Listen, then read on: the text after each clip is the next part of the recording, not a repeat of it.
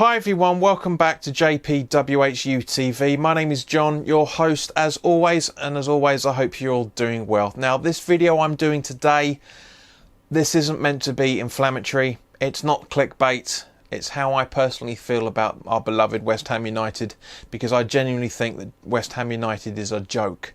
It really is a joke.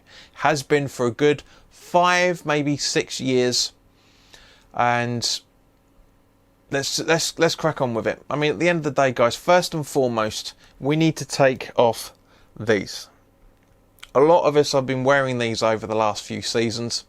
Maybe not as trendy or cool looking as these. I'm sure you're going to say the contrary in the comments, but seriously, guys, we need to take off the rose-tinted glasses and look at West Ham for what they are. And I'm talking about more than just David Sullivan, David Gold, Karen Brady, Trip Smith, David Moyes, Kevin Nolan, Mark Noble, blah, blah, blah, blah, blah, right? Moyes and his backroom staff and the players, 95% of the players, are exempt from this video. What I'm talking about is how West Ham is run on a day-to-day basis. Let's crack straight on to the foundation of the club. Now, the foundation of the club, as all football clubs, seems to be the ethos. Now guys, please let me know in the description below if you can genuinely know what the ethos for West Ham United is, because the message seems to be changing every other season. Seriously, every other season. The ethos for the majority of the time has seemed to be compete at the highest level. Well, we've not really been doing that. We've stayed in the Premier League for 10 years. Happy days. That's not competing at the highest level. Competing at the highest level is having an FA Cup and League Cup runs, pushing for the top 4, blah blah blah. You know the old cliches: world class stadium, world class players, blah blah blah blah blah. Right? That is competing at the highest level. West Ham haven't been doing that. West Ham's ethos for a long time has been to promote the youth academy, right? And we have done. Declan Rice, former Chelsea player, was only with us for about 2 or 3 years before he came into the squad, the senior squad, make his debut at Burnley away, that everybody remembers a few years back. Under Slaven Bilic. Others. Frank McVinnie quite publicly criticised the club for poaching youngsters from other clubs and bringing them and putting them into the academy. Completely agree with him. Completely agree with him. I think it's a bit harsh in some of the things he's been saying, but in general, the message behind it, completely agree with him. Now, of course, there are other ones that are very, very likely to be coming through. Unfortunately, with the exception of Nathan Trott, who's been with the academy since day dot, pretty much, and looks like his time's up, unfortunately. But again, as I said, it's not really promoting the youth through. We see him flashes in the League Cup games or a very, very early round FA Cup game. Where's it been since then? With the exception of Declan Rice, we haven't really seen anybody truly come through the academy since pretty much Tompkins, Collinson, Freddie Sears, etc., etc. That sort of time period. Playing the West Ham way. Haven't seen that for a good few years, have we, guys? We really haven't. We see little snippets of it. Last season just gone. Second best finish in the league we've ever had since the Premier League started. There were big snippets of it. As I say, David Moyes and his players out of the equation.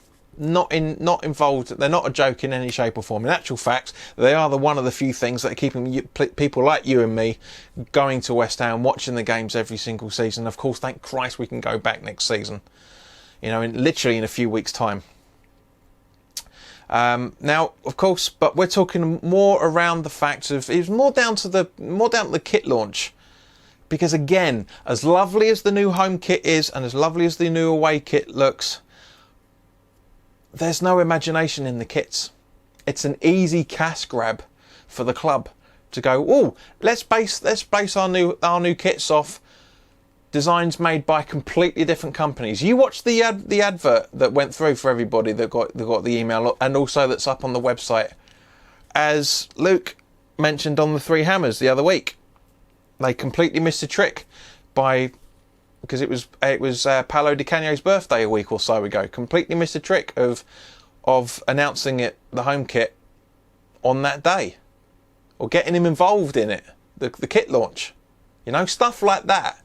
It's only been within the last week that we've seen the home kit released. Yet everybody's known about it for weeks. The unofficial leaks through Umbro, very possibly. That's that side of things. But as I say, I reiterate, even the launch itself, the Romford store putting the poster up in the window the day before the launch was coming out, because even those people, or more than likely West Ham supporters, were getting pissed off and they wanted to show people what it was like. The PR in this company, the media relations, whatever you want to call it, in this football club, is piss poor. It is an absolute joke. We started 3 friendlies. I think it was 3 friendlies with the away kit from last season. It's a joke. Umbro again letting us down. The club again letting us down. No new designs. No new designs. As I said, as much as I love the home and away kits for this season, because you guys know what my feelings were for last season's kits, I thought they were atrocious. Bad knockoffs of some of the best kits we've ever seen. And again, with this season here, with the home kit based on a beautiful kit, I've got the original and I've got the retro replica of it. Both versions are 10 times better than what Umbro have come out with. As nice as the kit looks, they're better. The original, what was it, the 93 away kit, what people were jokingly calling the Tesco away kit a few weeks ago, again, the original looks better. The club prices of the shirts, 60 quid. It's gone up again. A few years ago you could buy it for 50. Little few years ago, not that long ago, you could buy it for 55 quid. We've been in the middle of a fucking pandemic, and they're charging 60 quid. Only the other real true working class football clubs, Burnley, Crystal Palace, Brighton, are charging less than we are. Affordable football, 60 quid a shirt for the adults, 50 quid for the juniors. If you've got a young son or a young daughter that wants to go to the games in the new kit every season, and I mean the shirt, the shorts, the socks, you're looking at £88 for a child. 88 quid. It's a joke. Making replicas, and not very nice replicas in comparison to the originals, it's a joke. We need to be seeing forward thinking from this club. We genuinely need to be seeing forward thinking. We're not seeing it. The designs that we've been coming out with, as nice as they are, as I said, it's a cash grab. It's an absolute cash grab that these guys are getting away with, and you guys are making those payments to the club. Not for me. Not for me. The training facilities. We've already discussed that quite a few times already.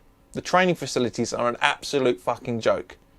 I know they're probably not as bad as what we've been seeing, but I guarantee they're nowhere near as good as they should be for a Premier League team that are trying to hit the top 6 every season. Seems to be the mantra. Try and finish in the top 6, top 7, top 8, top 10, whatever you want to class it. There are football teams that are in a worse positions than us every season, have better training facilities. As I say, the media attitude, unbelievable. Get everything wrong. It's a joke. This club really needs to be run properly. Really needs to be run properly. Get it back to a decent system. If they want to call it West Ham United Football Company Limited, fine. Run it like a company. Make it profitable. Make sure we don't do losses every single fucking season the way we've been making losses so far. Yeah? Selling Anderson for 3.5 million, 3 million plus add-ons, which is probably going around about 5 or 6 million. Bearing in mind we paid close to we on paper we paid 42 million for him. I think we only paid about 36 or 37 without the final instalment. Yarmolenko going for a few million quid, which is basically a free. The amount of money that he cost to come in, was it 15, 20 million? Making losses, big time. A friend of mine made a very, very good point that we should be having the Daniel Levy attitude of selling players. We will only sell them if they hit this price. Try and make some money back. It's piss poor. £246 million admin fees in the 1920 accounts. It's a joke. An absolute joke. The hell are they paying close to £250,000 for in admin fees? What administrator charges that amount of money? I'm being a bit flippant, but as I said, guys, it's a joke. Everything bar what David Moyes and the players have been doing for the last season and a half, everything else is an absolute joke. I am absolutely mortified at what's going on at West Ham United behind the scenes. And this is the only stuff that we get to see. We need forward thinking from this club. And I mean forward thinking because we need a forward, as we all know. We need a centre forward, at least two, in this transfer window. Transfer window is for another matter and for another time. Because, guys, we know, as it always is with West Ham, it's always going to go down to the wire. Always has done, and it always will. So there's no point panicking about that. What I'm more concerned about is the longevity of the thinking behind the two Davids. That's my concern. That's why I'm still GSB out, and it always will be until we see some proper growth in this football club. Not just paying over the odds for players that don't want to be sold. And then when we do sell them, we make next to nothing back. In fact, we make a massive loss. For the third season straight, pretty much. Making a loss on sales. Which happens because you pay too much to begin with. Because and as I said, like for example, Payet's price, Yarmolenko's price, Anderson's price, Alaire's price, Diop. No, you take that out of the equation. But we paid big money because the clubs didn't want to sell. They are hands-off price tags. No football player, and I've said this for a good few years now, 10, 15 years I've been saying this, no football player is legitimately worth over £1 million, with the exception of Ronaldo and Messi. Just because that's the price the club are asking for it, doesn't mean that's what they're worth. David Sullivan, of all people, should fucking see this. I know you can counteract that argument with the shenanigans with Sam Johnson putting in £12 million bid, I think it was, when they're looking to close to 20. Yes. Testing the water, taking the piss, maybe. But at the same point, anyway, as I say, West Ham United is a joke. Everything in the background is a joke. The whole lot, the training facilities, the ethos of the club, the attitude of the owners, the sheer incompetence of the media people. Once that is all brought together and made solid in a proper business plan, take the football thing out of the equation for a moment, right? All football clubs now in the Championship, as well, the Premier League, teams that are in Ligue 1, La Liga, etc., they're all run like businesses rather than football clubs. Sometimes that's a good thing, sometimes it's not. We're not run like a company.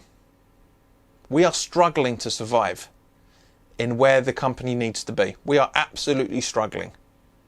And it's only through the good grace and the good fortune of the last few seasons that we've been able to get money in because of it. Because we're not making a profit. You don't make a profit, you can't afford people's wages. I've always said that I'm very, very happy to criticise if somebody's done something wrong, and I'm very, very happy to condemn then, but praise somebody when they've done something right. As a football base, we spend more time looking at what's wrong than what's right. We need to be spending more time making sure, as a fan base in general, making sure that we're happy going forward as supporters, and we're focused on the things that are going well for the club, not looking at what's going wrong for the club. And it's a real shame that we can't have that balance. We really can't. Now, this video's gone on a lot longer than I was originally planning to, but as they always do with us, always do, because there's so much to talk about. But I'm going to keep it there. I want to know your thoughts in the comment section below as always. Let me know your thoughts. Do you agree with me? If you don't, let me know. If you do agree with me, let me know. Either way, I'm happy to hear everybody's opinions, not just the West Ham supporters as well, for that matter.